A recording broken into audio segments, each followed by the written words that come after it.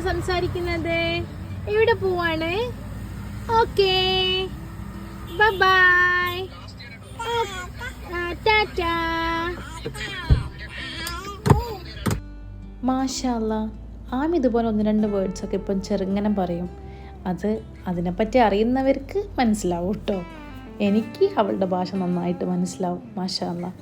ഞങ്ങൾ ഹാർബറിലേക്കാണ് പോകുന്നത്. കുറേ ആയിട്ട് വിചാരിക്കുന്നുണ്ടായിരുന്നു ഹാർബറിലൊന്ന് പോകണമെന്ന്.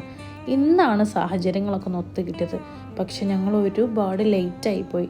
അവല് സുബഹിക്ക് പോകേണ്ടതായിരുന്നു. ഇപ്പം എല്ലാം കഴിഞ്ഞ് കാലിയായിട്ടുണ്ട്.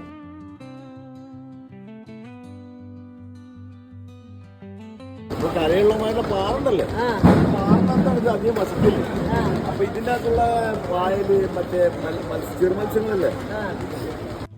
ആ ചേട്ടൻ പറഞ്ഞത് ആ കൂന്തളില്ലേ, അതൊരു വലിയ സൈസ് കൂന്തളാണെന്ന് തോന്നുന്നുണ്ട്. അപ്പോൾ അതിൻ്റെ ഉള്ളിൽ കുറച്ച് കല്ലും പാറക്കഷ്ണങ്ങളൊക്കെ ഉണ്ടാവും.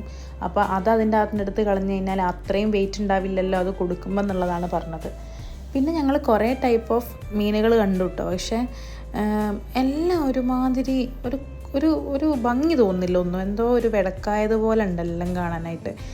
എന്തോ ഒരു കാരണം കൊണ്ട് ഞങ്ങൾ 1-2 ടൈപ്പ് സാധനങ്ങളൊക്കെ വാങ്ങി. പക്ഷേ എന്താണെന്നുള്ളതൊന്നും അറിയില്ല. ഞങ്ങളെ പറ്റിച്ചിട്ടുണ്ടോ എന്നൊരു സംശയം ഇല്ലാണ്ടില്ല. ഇതിനെപ്പറ്റി നന്നായിട്ട് അറിവുള്ളവർ മാത്രം പോയിട്ടുണ്ടെങ്കിലേ നമ്മൾ ഉണ്ട കൊടുങ്ങാതെ കഴിച്ചിലാവും.